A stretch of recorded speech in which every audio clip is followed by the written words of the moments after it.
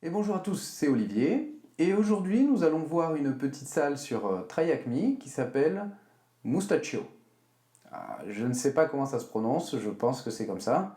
Voilà, ça va être une petite salle assez simple, un bout de route, qui va nous permettre de découvrir et d'essayer une faille XXE que l'on va pouvoir exploiter et aussi une fois sur la machine, un petit script ayant les droits SUID. Voilà.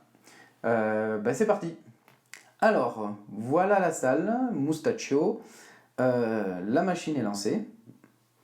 Nous avons son adresse IP, donc ce que nous allons faire, nous allons la prendre et voilà, nous allons, alors voyons voir. Hop, nous allons nous mettre alors ici, dire Mustachio, CD Mustachio, et nous allons lancer, déjà nous allons prendre des notes, on va l'appeler un readme, hop là,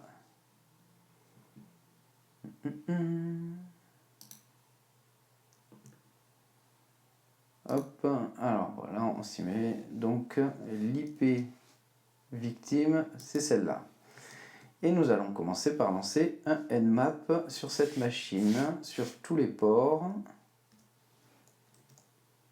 sur cette IP. Et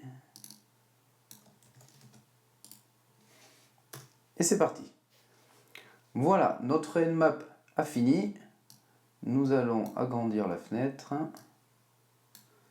Nous allons zoomer un peu pour qu'on voit quelque chose. Nous avons 3 ports d'ouvert. Un port 22 pour du SSH, un port 80 pour de l'Apache et un port 8765 pour du Nginx. Donc on va les noter.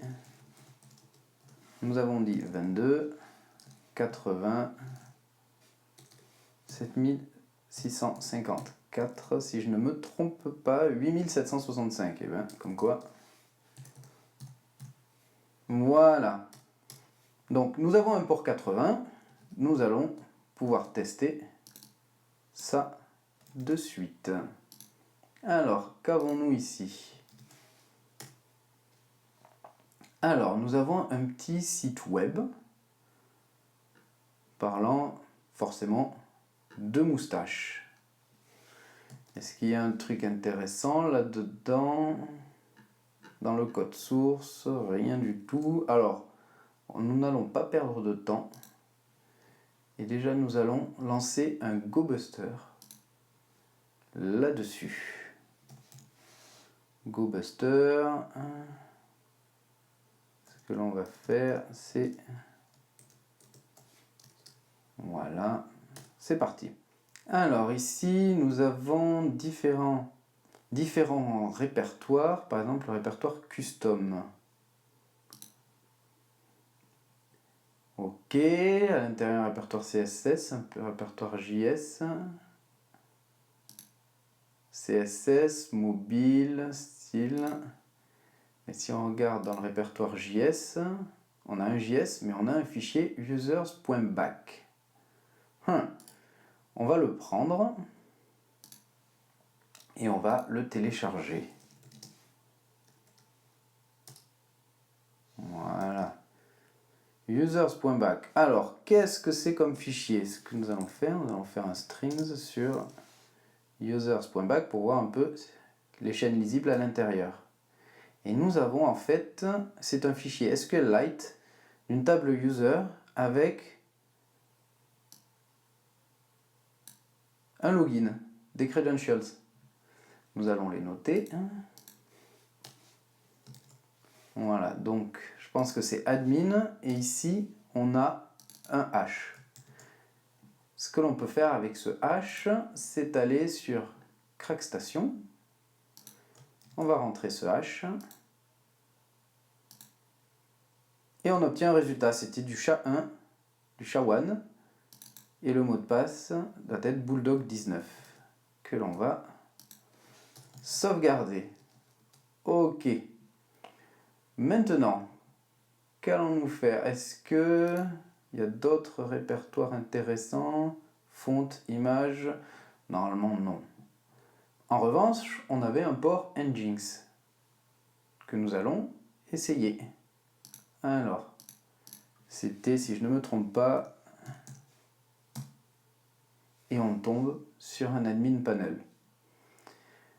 On a récupéré des identifiants, nous allons les tester. Admin, et nous avions dit Bulldog 19, et ça passe. Et on rentre dedans. Donc on arrive sur cette page. Add a comment on the website. Si j'entre ça, il ne se passe pas grand chose. En revanche, si je clique juste sur Submit, Insert XML code. On nous demande d'entrer un code XML. Très bien, ce qui est une bonne chose. Mais quoi exactement? Quel format a cet XML? Pour cela, on va aller regarder le code source de la page. Et si on regarde le code source de la page, il y a un petit commentaire avec marqué un exemple ici. Nous allons le prendre, on retourne sur la page admin, on va voir ce que ça donne, et on a un fichier qui veut être téléchargé. Donc, on va le déplacer, voilà, ici.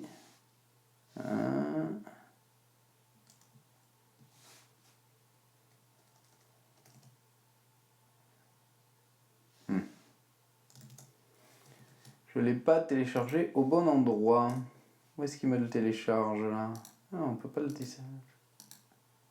On peut pas décider? C'est original. Donc je pense qu'il me l'a mis. Et où? Là.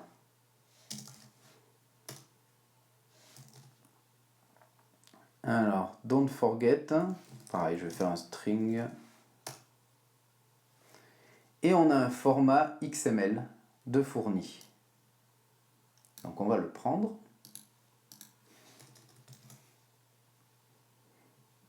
Très bien, donc techniquement, si je mets ça ici,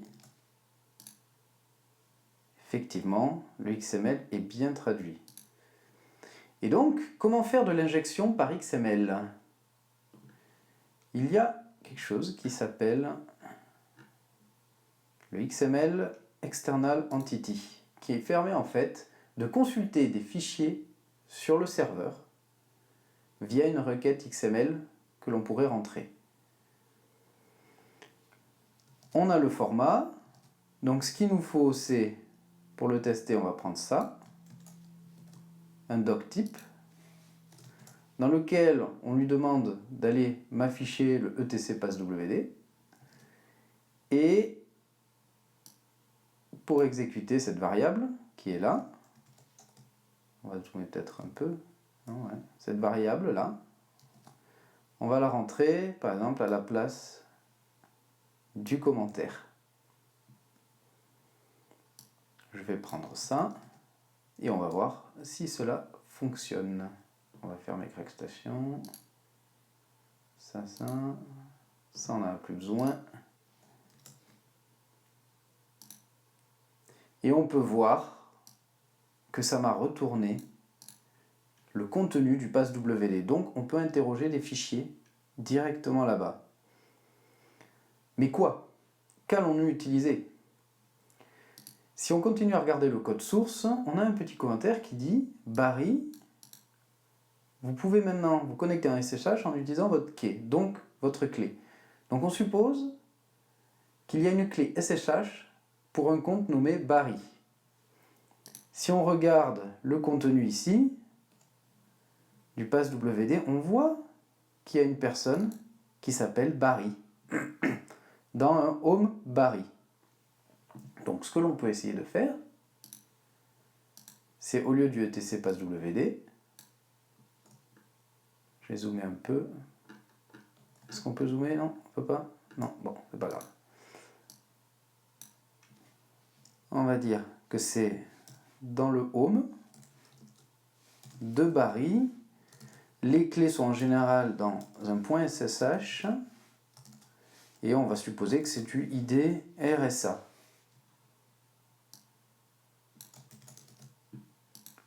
On teste. Et effectivement, on obtient une clé privée qui va nous permettre peut-être de nous connecter. Donc pour cela, je vais aller regarder le code source pour pouvoir prendre la clé au bon format.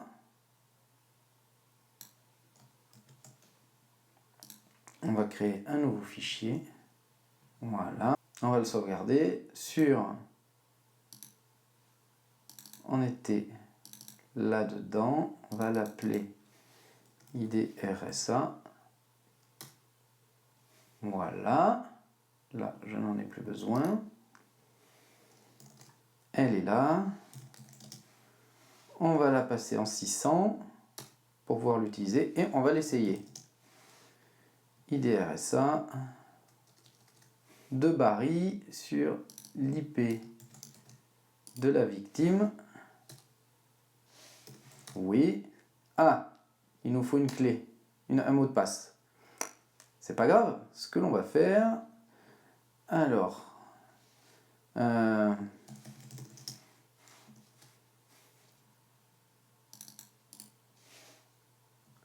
va la mettre au format pour John the Ripper. Et on va lancer John avec une liste RockU pour voir s'il arrive à trouver, à craquer le mot de passe de cette clé.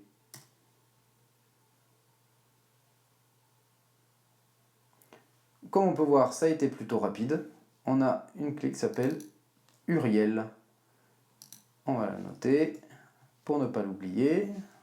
On va essayer de se connecter en SSH. On rentre Uriel.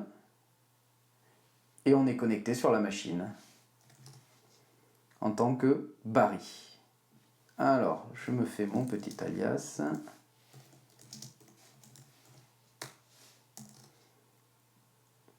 Dedans, on a le user.txt qui contient le premier flag utilisateur. Ok, maintenant le but étant de devenir root. Alors ici, on n'a plus rien.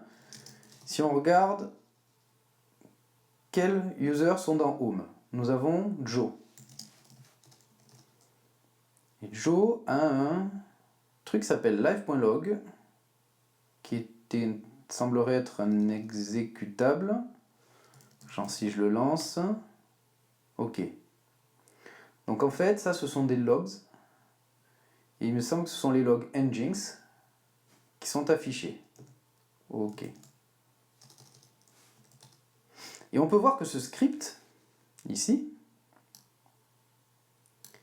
il a un flag SUID, c'est-à-dire que quand je le lance, même si je suis connecté en Barry, il sera lancé avec les droits de son créateur, c'est-à-dire root. Il est lancé avec les droits root. Est-ce qu'on peut voir exactement ce qu'il fait? Alors, on va reprendre un peu au début. Les lives, le strings. Alors, hop, institut un printf, système, vous voyez, live nginx log reader. Et donc, en fait, il fait un tailf du var log nginx access log. Le tailf étant pour avoir, en fait, un affichage en temps réel, c'est-à-dire que dès que les logs sont écrits, elles sont affichées à l'écran. Et là, ce qu'on peut voir, c'est que tail, il est appelé sans chemin particulier. On appelle la commande tail. C'est-à-dire que ce que l'on va faire, c'est que l'on va se recréer une commande tail qui, elle, fait tout autre chose. Et quand on appellera ce script, il sera appelé avec les droits root, mais il appellera notre commande tail à nous et pas celle du système. Donc pour ça, ce que l'on va faire, c'est que l'on va se mettre dans /temp. On va créer une commande tail qui, elle, alors, appelle bash, tout simplement. va la rendre exécutable.